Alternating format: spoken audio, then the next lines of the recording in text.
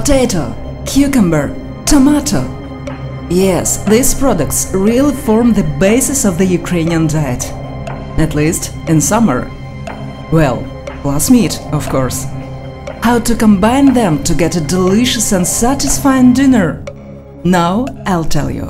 We will cook cutlets with a secret according to my mom's recipe. Cook like Ukrainians. Котлети. Котлети.